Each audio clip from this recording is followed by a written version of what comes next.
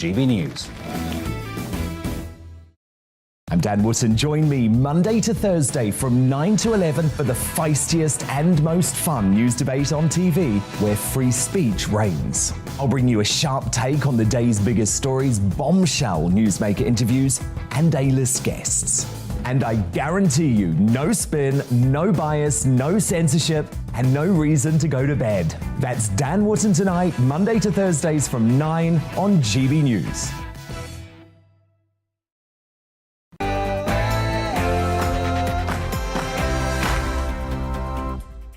A very good afternoon and welcome to the Briefing PM, an hour of the latest political news, debate and analysis here on GB News. I'm Darren McCaffrey and here's what's coming up over the next hour. Train strikes set to cause chaos across the country this week, with millions of people facing uncertainty whether able to travel to work or school. Will the unions make a deal at the last minute?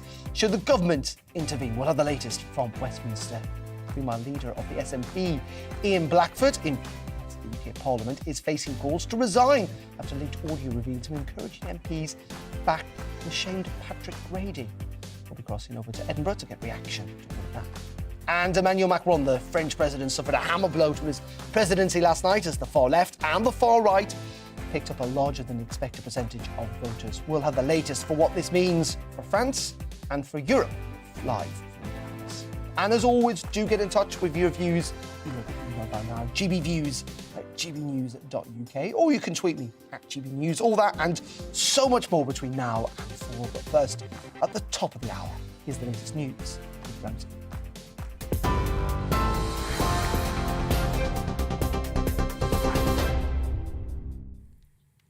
A very good afternoon to you. It's just 1 minute past 3. I'm Rosie Wright, keeping you up to date on GB News.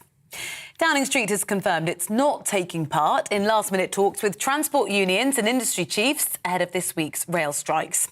The industrial action is due to start tomorrow. It will be the largest in almost 30 years, with 40,000 staff walking out. The strikes will severely disrupt travel, with some train cancellations starting this evening. So let's take a quick look at the days affected. There are going to be strikes tomorrow on both the National Rail Network as well as the London Underground.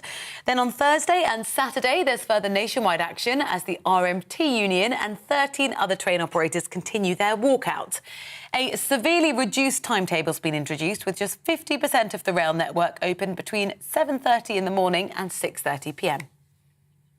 Criminal barristers in England and Wales have voted to strike from next week over concerns about legal aid funding.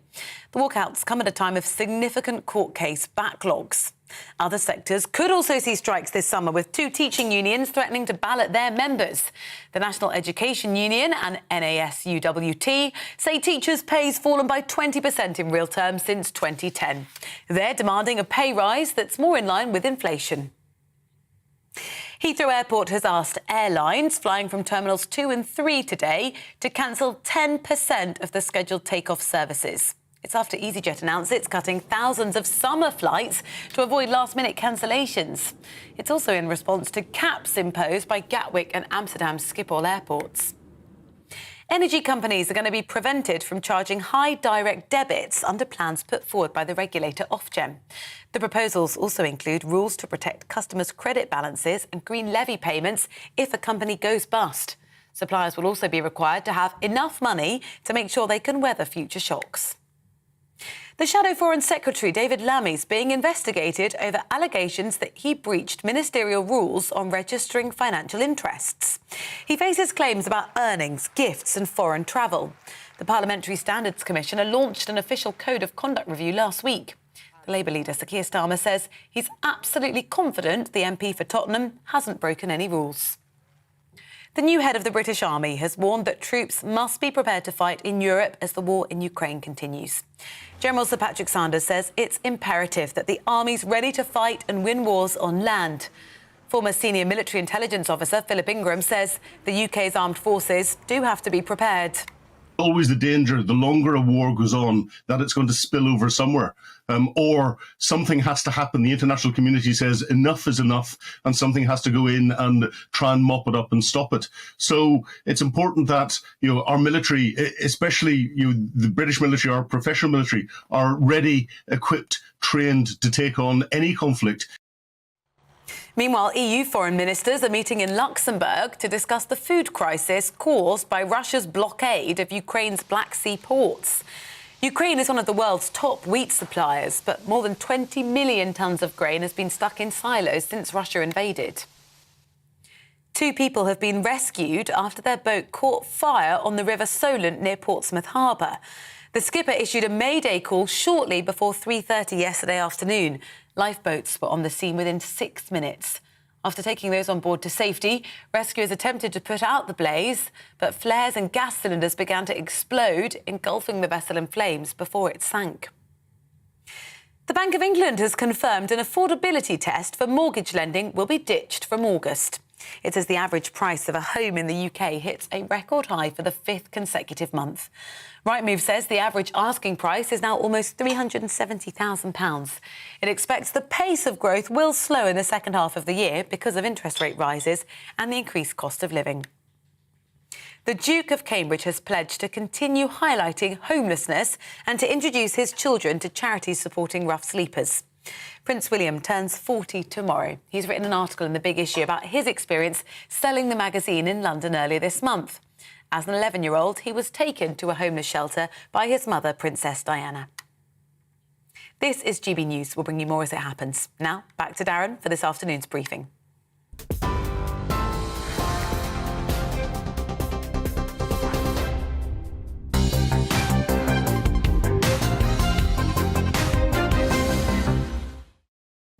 Thank you very much indeed, Rosie. It is 6 minutes past 3 o'clock on this Monday afternoon. We're on TV, online, and of course on your wireless radio. Thank you very much indeed for joining us. It promises to be a busy week in politics.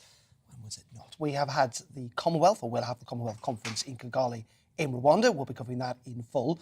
And there promises to be mass disruption across the UK this week as rail strikes are planned for Tuesday and Wednesday, and indeed for later on in the week as well. Let's cross over to Westminster, where we're joined by our political correspondent, as always, Tom Harwood. Tom, afternoon. Thank you very much indeed for joining us. Let's start with the rail strikes, the Labour Party, some criticism of the government that ministers should be around the table negotiating, trying to bring this to an end. No sign of that happening, though. Yes, there's a big difference in opinion here, a blame game, if you will, being played here in Westminster. Who is at fault for these strikes? Ultimately, who is responsible? And there are 4 players here, really. The Conservative Party is saying this is the Labour Party's strikes. These are people who have in the past funded many Labour Party politicians. The RMT, a union, while not officially affiliated with the Labour Party, obviously has many links there. And indeed, the leader of the Labour Party has refused to condemn the strikes specifically. However, on the Labour side of things, Keir Starmer says he wishes these strikes weren't going ahead. He lays the blame at the feet of the government for not getting stuck in the negotiations. And indeed, the government says that these negotiations are between the union ASLEF and the private rail companies, that they are not there to get stuck in, to get involved in these negotiations that have been going on for almost a year now. The government's line is that were they to stick their nose in at this time, it would be less than helpful. And indeed, the government says that neither the unions nor the rail companies have asked for the government's participation. The Labour Party, however, calling for the government to get involved there. And then we get to the 2 sides of this dispute. The rail unions demanding pay rises that are really quite extraordinarily high, and also no job cuts. But of course, fewer people are using the railways. The railways have less money, and there's a legitimate question to ask, where is the cash going to come from? How will this be funded? How will a continued level of service, keeping open all of these ticket stations that don't sell any tickets, all that sort of stuff? There's a legitimate arguments from the rail company's side of things that restructuring is needed. Really, what we're seeing is an incredibly complex piece of politics, but also pay negotiations. So those 4 players there, the unions, the companies, the Tory party and the Labour Party. And everyone blames everyone else. Indeed they do, and we're going to have to see how this plays out, because this may not, unfortunately, be the end of it. We could see a whole summer of strikes, couldn't we, Tom? In saying that, the Prime Minister, away from that domestically, he's got quite a busy couple of weeks coming up. He's going to be on and off planes quite a lot. He certainly is. We've got a summer of conferences. First, there's the Commonwealth Heads of Governments meeting, affectionately known as CHOGM, if that's an acronym that anyone really wants to say. I'm not sure it works all that well. But CHOGM, of course, is taking place in Rwanda, which brings up a number of questions, given the partnership between the United Kingdom and that country on refugee issues. And then straight from Rwanda, the Prime Minister is off to Germany, Bavaria, in fact, for the G7, where he's meeting with those other advanced economies in the world, and no doubt talking about all of those global issues that are affecting all of these countries around the world. The high inflation that Europe and America are seeing, the security situation on this continent as well, the emergence of COVID, all of those big questions. And then straight from the G7 in Bavaria, it's off to Madrid for the NATO conference. Now, that's all of the members of NATO, an organisation that has become so much more relevant in the last few months, which obviously have very pressing security concerns to talk about, and indeed new members to guide through that application process. So a real busy agenda in the next few weeks for the Prime Minister, and a lot on his plate, a lot of global affairs, global politics to take care of, which may well take slightly some of the pressure off this place. On the other hand, Parliament is still sitting throughout all of this, and we know what happened the last time the Prime Minister went away on a significant international visit, when he went to India to drum up that beginning of these trade negotiations we're having with India, which could be a really quite enormously beneficial partnership in the future. India, of course, a country with an enormous economy and enormous population. But while the Prime Minister was away, the cats did play, and we had all of that chaos in Westminster, where the government started to whip its own MPs to vote down a Labour amendment, and then withdrew the whip at the last moment, 30 minutes before the debate began. It was absolute chaos that resulted in another investigation in the Prime Minister, which is potentially an indication that while the Prime Minister is abroad playing high politics, there may well be some mischief in Westminster. Yeah, not least of all, of course, Tom, because we've got those two by-elections, haven't we, on Thursday in Wakefield and down in Tiverton as well. Could be crucial tests for Boris Johnson. Just before we let you go, though, we've got a little bit of news that the Prime Minister is resting today. In fact, Dominic Raab is technically in charge of the country, isn't he, after the Prime Minister had a minor operation this morning? That's right. The Prime Minister was put under general anaesthetic this morning as he had an operation at 6 a.m. in a London hospital. This was an operation to do with his sinuses. And indeed, he was he was back in Downing Street a few hours later, but is resting, as you rightly say, today. And for around a period of 24 hours, I understand, any major decisions that need to be taken in the government, whether it's an airstrike potentially or some enormous change in policy, some event that may happen, as sometimes these events are sprung upon prime ministers. Operationally, the person who is currently in charge of those big decisions in government is the Deputy Prime Minister, Dominic Raab. Tom, as always, thank you very much indeed. Tom Harwood, our political correspondent, joining us live from Westminster. Thank you, Tom. Well, let's turn to the former Labour MP, Stephen Pound, who joined us down the line this afternoon. Stephen, very good afternoon to you. People might accuse Keir Starmer of being boring.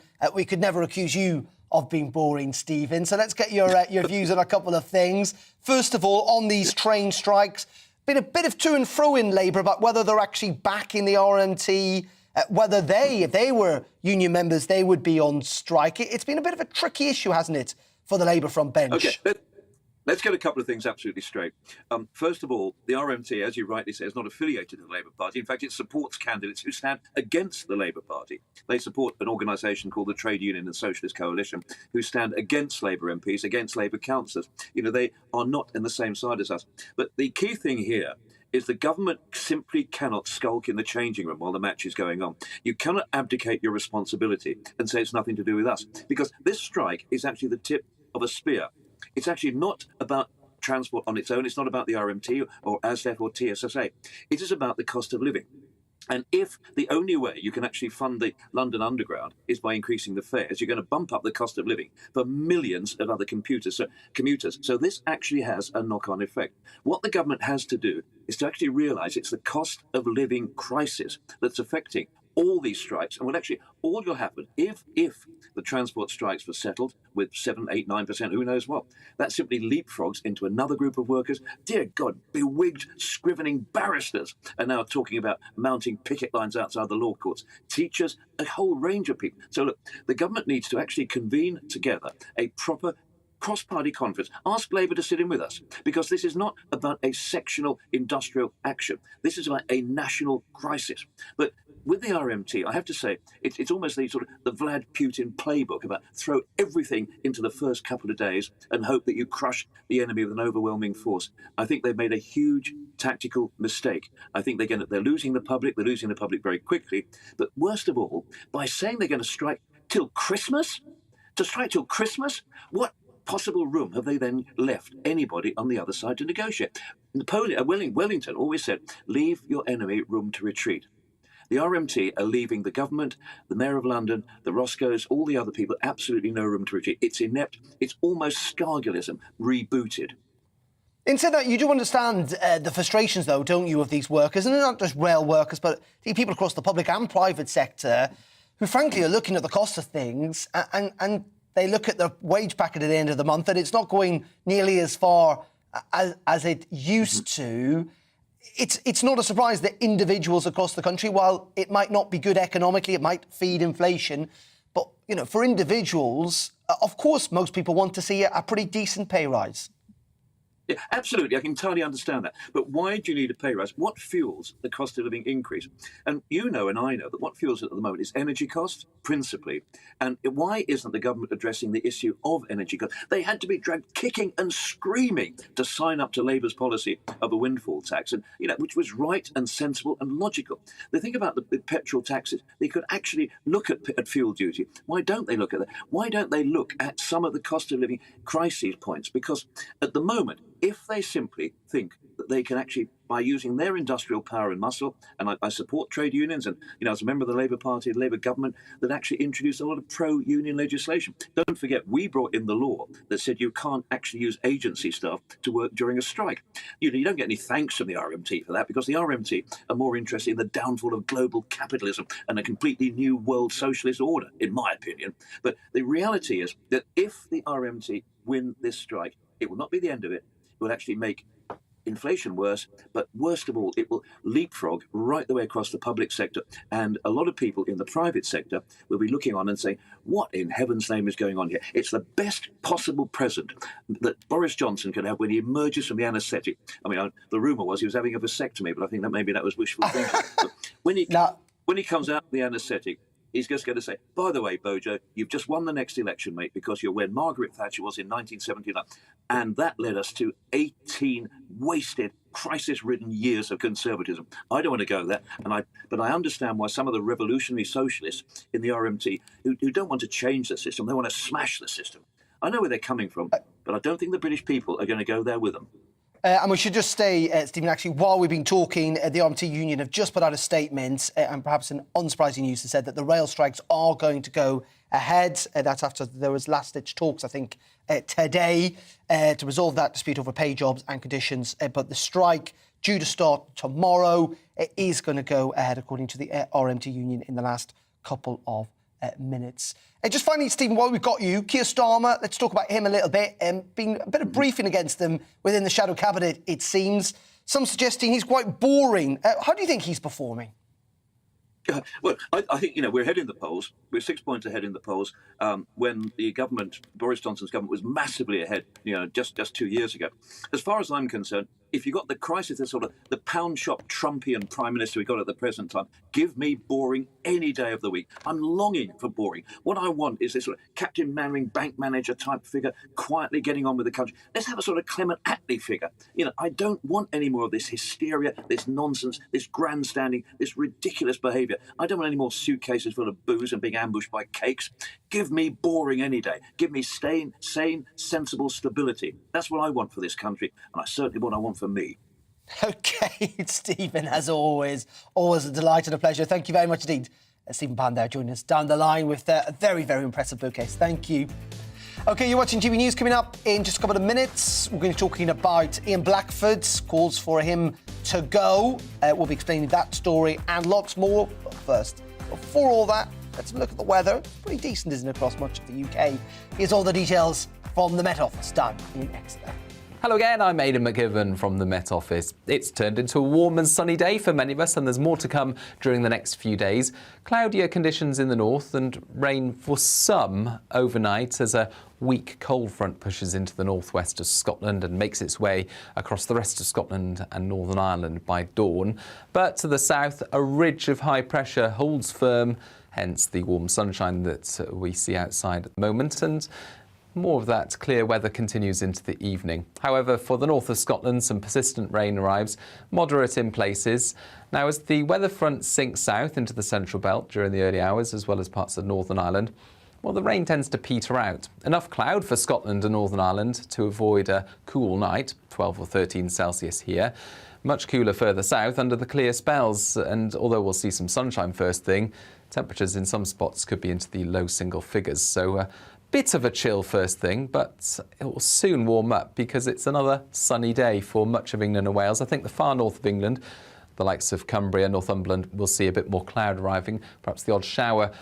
Further showers to come for eastern Scotland, where it will be on the cool side. A lot of cloud for the north, but further south, again across the bulk of England as well as Wales, sunshine and rising temperatures, 25 Celsius for parts of eastern England, for example. Into Tuesday night, Wednesday morning, it looks like we'll keep a lot of cloud for the far northwest, some showery rain, mostly on the light side into northwest Scotland. Otherwise, most parts dry with lengthy clear spells for eastern Scotland, much of England and Wales, and a warmer night to come, temperatures in places holding up in the teens. So after that warm start, for many on Wednesday, it's another sunny one. In fact, a brighter start for eastern Scotland, parts of northern England, compared with Tuesday. And, well, Thursday marks the peak in temperatures this week, in places high 20s or even 30 Celsius.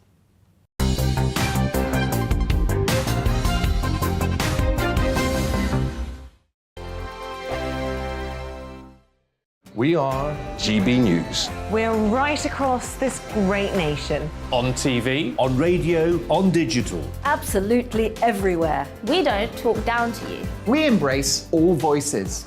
With honest and civilised conversation. We're not part of the establishment. We're one of you. And we're only getting started. Join us on GB News, The People's Channel. Britain's news channel. every morning from 6 o'clock, we'll wake you up with GB News Breakfast with all the stories you didn't know from the night before. So whether it's serious news, entertainment, or your own views from all over our great nation, we're here to kick off your day with a smile. And the national media should be reflecting and reporting what's happening here. You will notice the northwestern accents. Whether you're with us on TV, radio, or online, every morning, it's breakfast from 6 a.m. Hope you can join us. Join us for Ministry of Offence, the comedy panel show that's just like the news, in that the left fights the right and it doesn't really seem to matter who wins. We cover the big stories. It was in fact a troop of baboons and not angry vegans. I like that. And the really important stories. Fat naked cow gets stuck in swimming pool. It's a headline in a lot of local newspapers. Yeah. We're on the same team, Nick. Yeah, but I'm just helping you. Join us for Ministry of Offence, Saturday nights, 8 o'clock on GB News. I'm Dan Wootton. Join me Monday to Thursday from 9 to 11 for the feistiest and most fun news debate on TV, where free speech reigns. I'll bring you a sharp take on the day's biggest stories, bombshell newsmaker interviews, and A-list guests. And I guarantee you, no spin, no bias, no censorship, and no reason to go to bed. That's Dan Wootton tonight, Monday to Thursdays from 9 on GB News. Hello, I'm Michelle Dewberry, and you can join me every weekday 6 till 7 on Jubes and Kerr. Me and my panel will get stuck right into the day's events, and I can tell you, in fact, I can warn you, expect some robust debates, some strong opinions and perspectives from both sides of the fence. It's about you at home as well. I love to read out all of your comments, or at least as many as I can. So join me, Michelle Dewberry, Monday to Friday, 6 till 7 on Jubes and Kerr. Hello, I'm Patrick Christie's. And I'm Mercy Moroki. Make sure that you join us Monday to Thursday, 10 a.m. until midday, right here on GB News for To The Point. We're not afraid to talk about the topics that matter to you or the big topics that always matter. We cover absolutely everything, from the breaking political stories of the day to law and order, what's going on in the channel. We're not afraid to hold people to account. We always make sure we include your views on our show. Indeed, if you're thinking it, you can guarantee that we're saying it. So make sure you join the conversation with us, 10 a.m. until midday, Monday to Thursday for To The Point on GB News.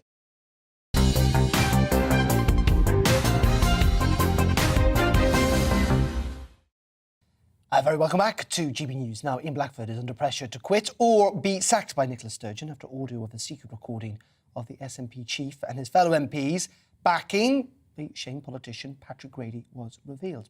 In the recording from the Westminster Group meeting last Tuesday, SNP MPs were heard applauding and saying, "Hear, hear," amid calls to give Mr Grady their support. Well, joining me now is the deputy leader of the Scottish Conservatives. That's Megan Gallagher, and she is down the line for us. Megan, very good afternoon to you. Thank you for joining us. I mean, this is all quite tricky, of course. All political parties have to deal, don't they, and manage difficult situations where it's fair to say that politicians get themselves into trouble. The SNP are not alone in all of that. But what's your criticism of Ian Blackford's? Thank you very much for having me on this afternoon. Ian Blackford's position is untenable. His actions are completely unacceptable. He cannot remain as leader of the SNP group at Westminster, and either he should resign or Nicola Sturgeon should step in and make the right judgment call here. Why should he resign, though? He's backing one of his MPs, isn't he? Well, as we've heard through the leaked voice clips, SNP MPs under Ian Blackford's leadership have backed the perpetrator over the victim. And, you know, this is after Ian Blackford writing to all SNP staff back in March after Patrick Grady stood down to reassure SNP staff members that a zero tolerance approach would be to inappropriate behaviour would be provided. And this promise has clearly been broken. It may well have been broken, but it feels that this is kind of... I mean, has the Conservative Party really got the victims' concerns at heart here, or are you guys just playing politics? Absolutely not. You know, I've worked in politics myself. I've been a staff member myself. You know, that the importance of looking after staff members should be at the heart of every MSP, every MP, every elected member. And it's quite clear that the SNP have failed to look after their staff on this occasion. It's not about necessarily the individual incident. It is the manner in which the SNP have conducted themselves throughout the full process. Well, you could say that. I mean, the problem is we could all turn around and say, well, let's have a look at the Owen Paterson affair, where he obviously broke the rules, was sanctioned by Parliament, and your leader tried to change the rules to allow him to stay in post. I mean, as I say, political leaders backing their MPs is nothing new. You wouldn't have called for the Prime Minister to resign on that case, would you? Well, this is a clear breach of trust between, an elected member and, of course, a member of staff. And we need to look at the full situation here. It's been the SNP trying to sweep this under the carpet.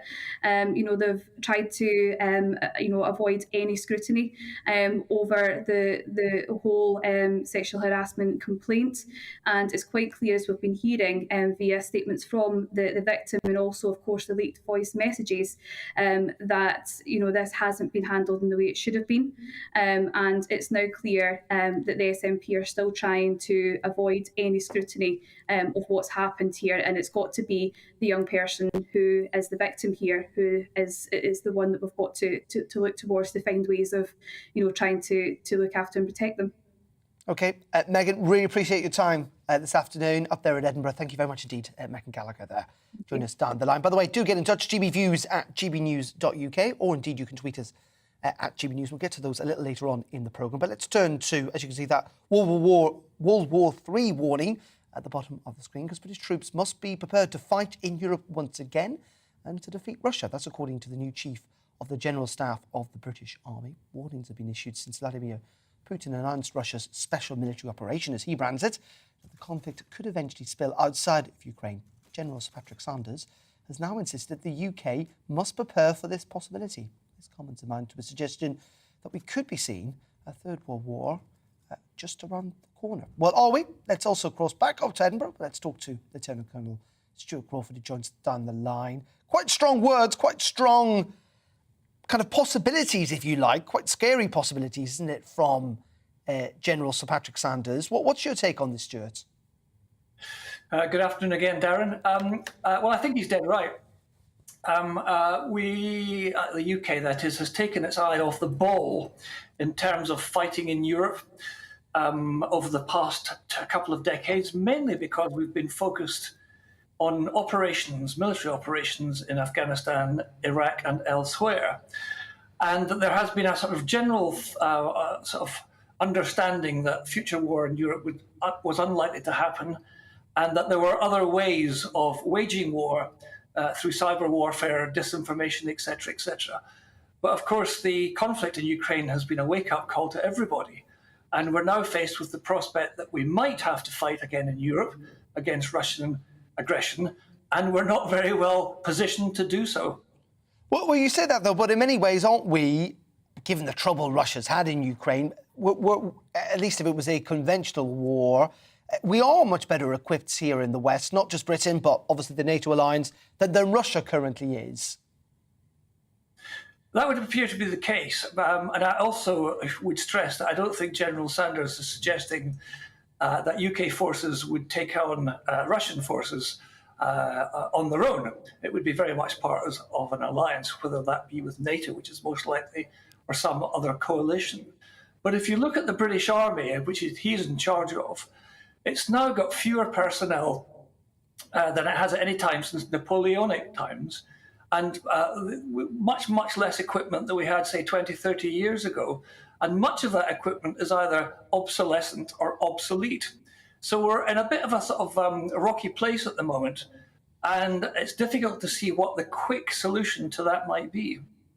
Isn't there a concern, though, that, you know, using the language and talking about this, that it almost makes it more likely, that it kind of ratchets up the tension somewhat, that Russia looks at this and it looks at it and it almost makes it more likely, if that makes sense? Well, that's one way of looking at it. I would prefer to look at what's happened in Ukraine and the evidence that Russia militarily is perhaps not once the power that it was. The NATO and Western response to that has been, of course, to reinforce the NATO frontiers in the Baltics and in Poland and elsewhere.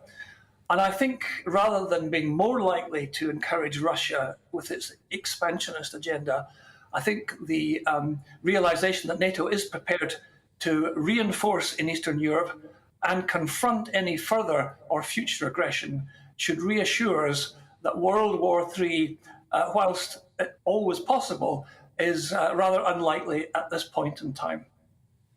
OK, Stuart, as always, really appreciate your time and your analysis and insights. Thank you very much indeed. That's Lieutenant Colonel Stuart Crawford down the line there from Edinburgh. OK, you're watching GB News. Coming up in just a couple of minutes, we're going to be in France. Emmanuel Macron has lost his parliamentary majority, faces a pretty uphill battle for the rest of his presidency. What does it mean for the future of France, for the future of Europe? We'll be talking about that and lots more between now and 4. But first, just after 3:30, let's go back to Rosie and bring you up to date with the latest news.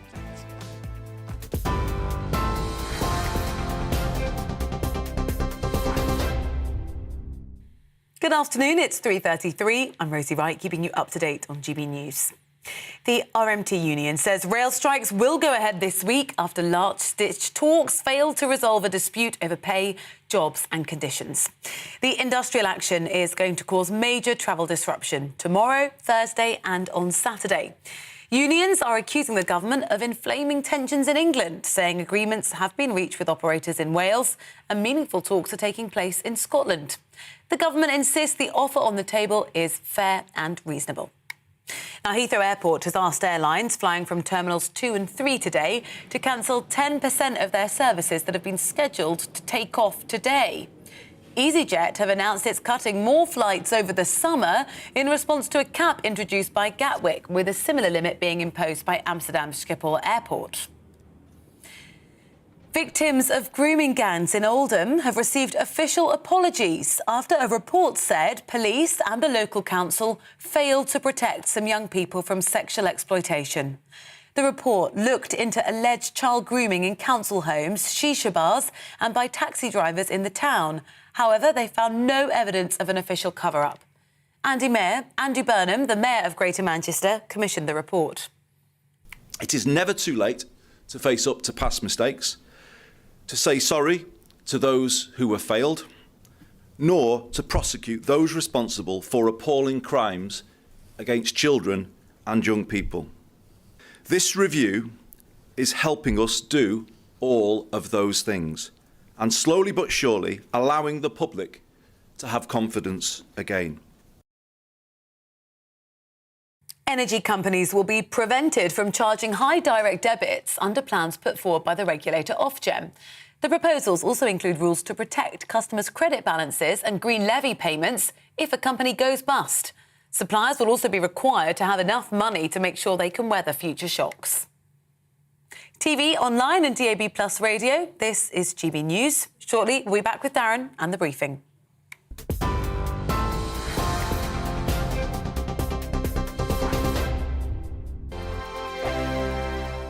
We are GB News. We're right across this great nation. On TV, on radio, on digital. Absolutely everywhere. We don't talk down to you. We embrace all voices with honest and civilised conversation. We're not part of the establishment. We're one of you.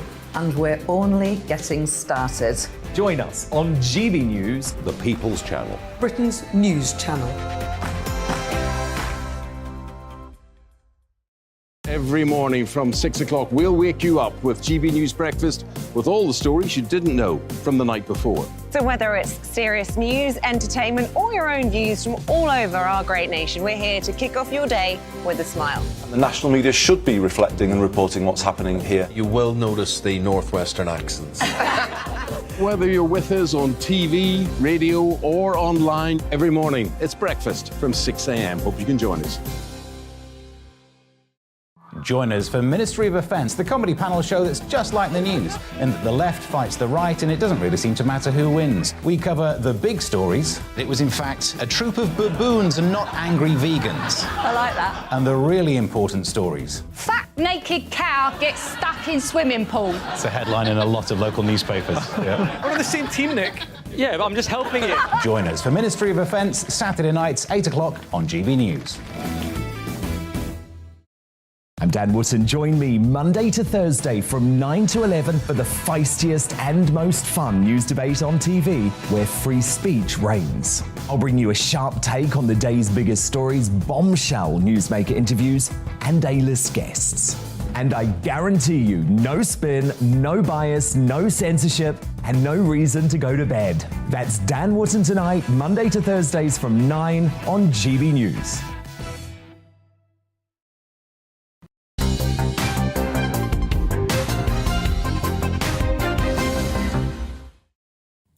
It is 37 minutes past 3 o'clock, 23 minutes to 4 on this Monday afternoon. You're watching GB News, or indeed listening to us on TV, online, and of course on your wireless radio. Thank you very much indeed for your company. GB Views at gbnews.uk. We could talk about France in a couple of minutes, but at the moment, Mick Lynch, he's the RMT boss. He's currently speaking in London about these rail strikes that are now going to go ahead. The RMT have confirmed that the strikes will begin tomorrow across the rail network, across large parts of England, that will have also an impact in Scotland and Wales, and of course on the underground network here in London as well. Mick Lynch saying that the rail companies have proposed pay rates massively under the rates of information. They don't address the cost of living crisis. He says that the fingerprints of Grant Shapps and the DNA of Rishi Sunak are all over the problems with the railways, and saying that the dead hand of this Tory government are all over this dispute. Of course, they've rejected the last-ditch talks that were taking place today between the rail industry bosses and the unions. We're now looking at some of the greatest industrial action we've seen on the railways for decades, and it is clear that the unions are not prepared to back down. Of course, this will impact millions of people travelling this week. The advice essentially is not to travel unless it's absolutely necessary. There will be a skeleton kind of schedule service available, but it will be pretty limited, and people are being told if they can avoid those journeys to do so, they will be entitled to refunds, or tickets will remain flexible. But it is looking like a massive day of disruption for, as I say, lots of commuters, for school children as well. Many use the train to get to school, but frankly, those talks have not really amounted to very much. And the real prospect that there could be further strikes later on this summer, not just involved in the railways as well. But as I said, the RMT making clear that they are not going to settle for what is being negotiated at the moment, and they are going to go out on strike tomorrow, blaming very much the Conservative government. But of course, the government have not really engaged with this. Plus, we said the RMT haven't either, with Mick Lynch in the past, I think previously suggesting that he wouldn't negotiate with the Tory government. Do get in touch about that and lots more, particularly if it's going to impact you. GBViews at gbnews.uk. Let's turn now to France, because less than 2 months ago, Emmanuel Macron was elected president, wasn't he? Well, he's now lost control, though, of the French National Assembly, their parliament, following a strong performance by a left alliance and the far right. He called on voters to deliver a solid majority, but his centrist coalition lost dozens of seats in an election that has left French politics pretty much fragmented. The Prime Minister he had only recently appointed, Elizabeth Borne, has said the situation was unprecedented. In fact, even some supporters are calling this a disaster. Well, let's speak to Peter Allen, a man who knows the ins and outs of all of this, who's from Paris, joining us from Paris this afternoon. Thank you very much indeed, Peter. Just first of all, talk us through the actual results. Bad night for Emmanuel Macron, very good night for the far left Mélenchon and Marine Le Pen. That's right, Darren. It was a very bad night for Emmanuel Macron. As the president of France, he arrogantly, I think that's the right word, they like to be seen as arrogant and aloof individuals, presidents of France. He assumed he was going to get this parliamentary majority and be able to govern quite comfortably for the next 5 years, which of course represents his second term. In fact, what happened is that he didn't get anywhere near the majority he needs. That was even with a coalition. We're not talking even just about his En Marche party. It's now called the Renaissance Party. But he was relying on a coalition called Ensemble, which means together. And they didn't get enough votes for this majority. Instead, the NUPES coalition, which sounds odd, but that represents the far left, the Greens. There's communists in the mix. There's some real hard left figures there. They did extremely well, and so did Marine Le Pen's National Rally. They expected, again, the results aren't 100% confirmed yet, but they're expected to end up with 89 seats. And if you think they had 6 seats at the end of the last parliament, that shows how well they've done. Emmanuel Macron now has to appeal to an even wider coalition beyond the Together coalition and try then to get them working for him. And that's going to be proved very, very difficult. Already, I can tell you, Darren, there's been a no confidence motion put forward against his government. That's the government of Elizabeth Borne, Macron's prime minister. That will be heard in July. So this is going to happen potentially the next few weeks, months, years even. It's going to be extremely difficult for Macron to get his policies through. Lots of tough legislation he thinks essential to reform France, not just to reform France, but also to try and bring in further integration between France and the EU. He thought it would be very, very easy to bring all this stuff in, but it's going to be very, very difficult for him. Yeah, indeed. What does it mean for the rest of the EU? There was this sense that Emmanuel Macron wanted to lead the European Union in a certain direction. In many ways, he's probably why he is the most senior politician, certainly because he's been around for a lot longer than Olaf Scholz. Does this mean that it's dead in the water? I think someone saying today he's not going to be able to control his own country, let alone the rest of the European Union. Well, that's a very good way of putting it. Of course, France has the presidency of the EU at the moment, so he's not really just the de facto head of the EU. He's running the EU now. Angela Merkel's gone. And as you say, he's the most experienced politician. And again, he's the head of a country that has the presidency, literally has the presidency of the EU at the moment. So he was expected to take a lead in reform of the EU. There's widespread consensus that EU institutions need reforming. A lot of problems with the EU. Of course, the greatest example of that was a country like Britain wanting to leave the EU, and indeed leaving the EU. So when you've got the country that is leading the EU at present not being able to sort out its own domestic agenda, Macron's not able to reform France in the way he wants to reform it. There's lots of work he wants to do here. For example, pushing up the retirement age from 62 to 65. He wants to bring in business-friendly policies, making it easier to hire and fire. He wants to reduce the size of the state. He thinks French people are relying too much on the French social services system, for example. If you can't do it at home, what hope has he got of doing it across the whole continent and among all those other EU member states? So it's a real crisis for this head of state. And he really has to try and dig himself out now, Dan. Indeed. Politics in France never dull. Thank you very much. Thank you, Peter, for joining us there. Peter Allen, down the line from Paris. Thank you this afternoon. Let's move on, I should say, because the Labour leader, Keir Starmer, believes that the government's levelling up agenda is destined to fail. That's because ministers are unwilling to decentralise power in Whitehall and accuse the Conservatives of hoarding power at the centre while squandering the potential of the rest of the country. So Keir claims that this reluctance to devolve power is directly linked to the current cost of living crisis. It comes after the Prime Minister pulled out an appearance at a Conservative event in Doncaster. Of course, he went to Ukraine instead. Joining me is Henry Murison. He's the director of the Northern Powerhouse Partnership. And Henry, I think you were at that event. Disappointing the Prime Minister decided not to go? I think that, Darren, the Prime Minister made his own decisions. I know your colleague Michelle Dewberry on her show covered that extensively last Friday. And I think it's a timing challenge to the Prime Minister. Obviously, when he first became Prime Minister, he made a big speech in Manchester, then came along later with his then Northern Powers Minister, Jake Berry, to Doncaster before a conference in Rotherham, mobbed, I think, by positive and supportive welcome. So he obviously missed out on some of that opportunity to reclaim some of that public positivity he's managed to generate in the past. I think the challenge to the Prime Minister is that the delivery is the real issue for him. So absolutely, you can understand, and I think the Defence Secretary made the point very clearly why he needed to go to Ukraine, and I absolutely accept that. But as has been alluded to by the Leader of the Opposition, too many ministries, like the Department for Education, not prepared to make good on the promises of the Levelling Up White Paper.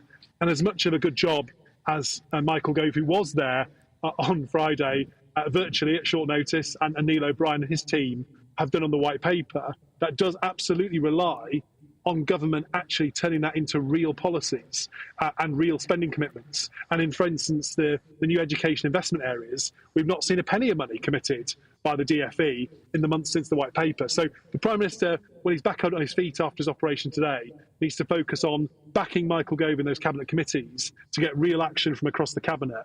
And whether or not he speaks at a conference, I think, is probably less of a priority. But it puts even more focus on doing what the job of the Prime Minister should always be, over and above being a public cheerleader for the government, actually getting some stuff done. And I think fundamentally, not everyone around the cabinet table is really doing the job. Well, on that, what do you think of Keir Starmer's attack line that the power has been hoarded in the centre? I mean, in many ways, the Conservatives actually, they have properly devolved power, haven't they, with lots of city mayors and relocating parts of Whitehall to different parts of the country. Is Keir Starmer right in that? I think that much of the devolution that was done by the government actually is thanks to George Osborne, who obviously created the first Metro mayors, created the principal, and there have been a small number since then, but most of them actually were signed off by Theresa May. So the the deal in the north of Tyne, for example. So I think that the current Chancellor and the Prime Minister have the opportunity to recapture some of that spirit. But as much as I do admire setting up the economic campus in Darlington, I think that was a good thing that Rishi did that. It is only going to make a real difference if that Treasury mindset changes to work with the elected mayors around the country. Just having the civil servants out of London doesn't materially change anything unless they have a different relationship with those bodies around the country. And rather than picking up the phone to civil servants across Whitehall, I think many in Treasury have always disdained anyway. They've always thought themselves better placed to make decisions in any case. Well, the fact they could cut out the middleman and go straight to local areas seems a good idea to me. We've advocated that we maybe, as we do devolution deals, need less civil servants, not just in Whitehall, but around the country.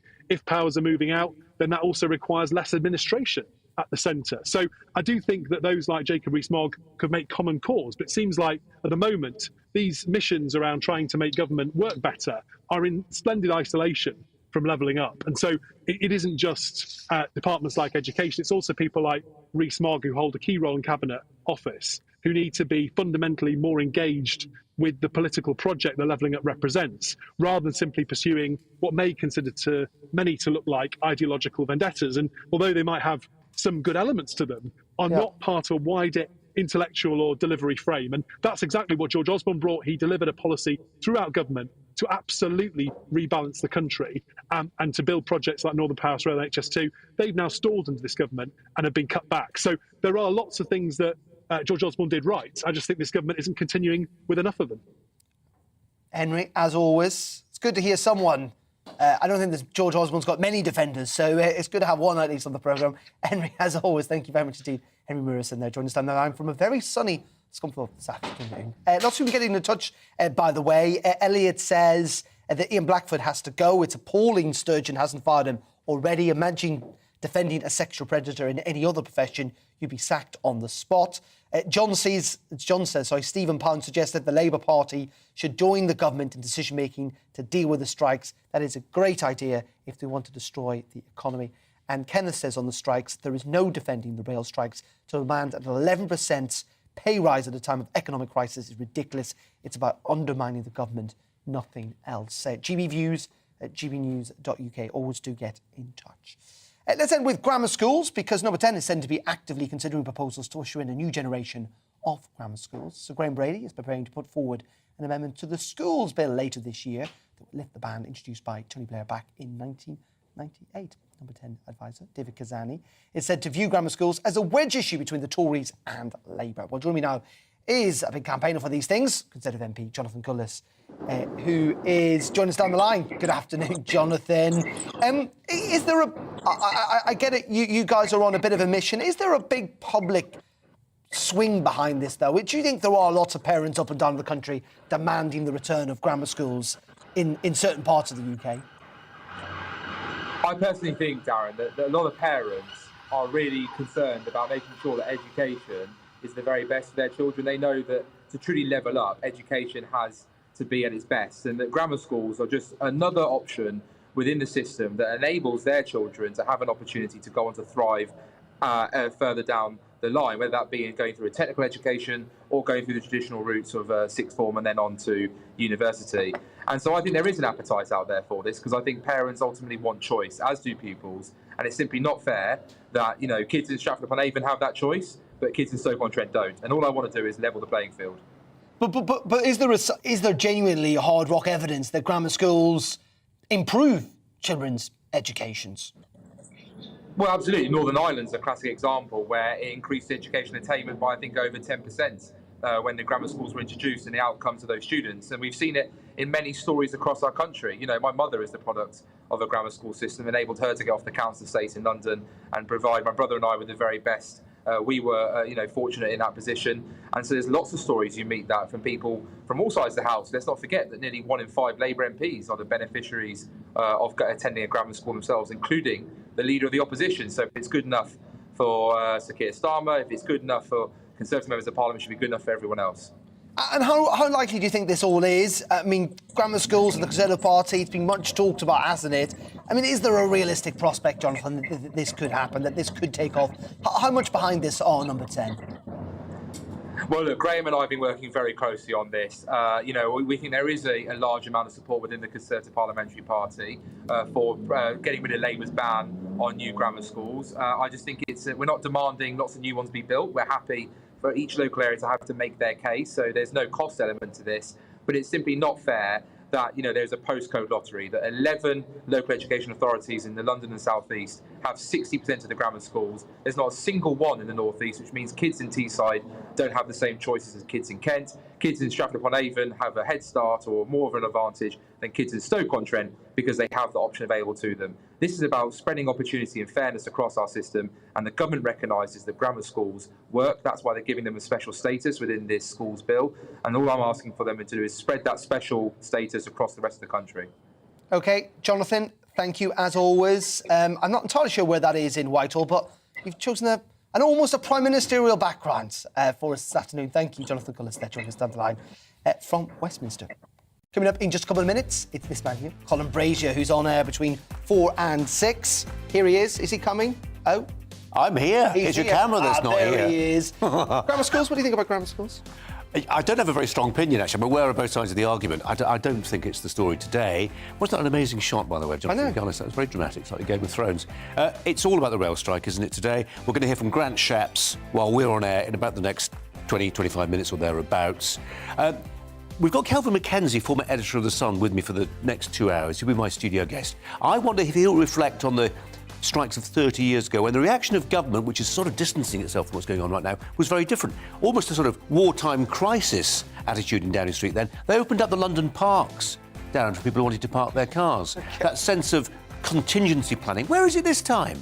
Where's the contingency It's almost plans? like the government is just saying this has got nothing to do with us. I get that, absolutely get that. But it is going to have an impact on millions and millions of people, so it's very much... I'm still trying to work out fully how my 16-year-old and 18-year-old get to their exams this week. We live in the middle of nowhere, they take the train to school. I'm still not entirely sure how we solve that problem, not that Mick Lynch cares.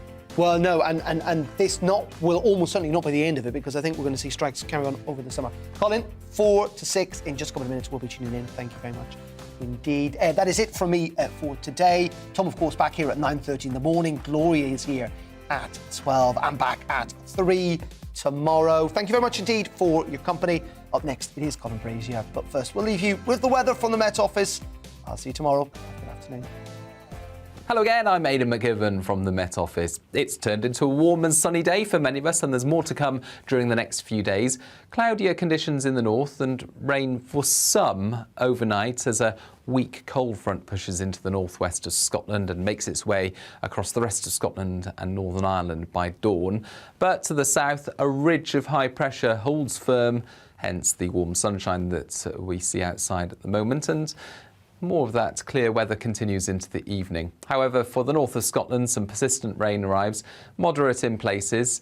Now, as the weather front sinks south into the central belt during the early hours, as well as parts of Northern Ireland, well, the rain tends to peter out. Enough cloud for Scotland and Northern Ireland to avoid a cool night, 12 or 13 Celsius here.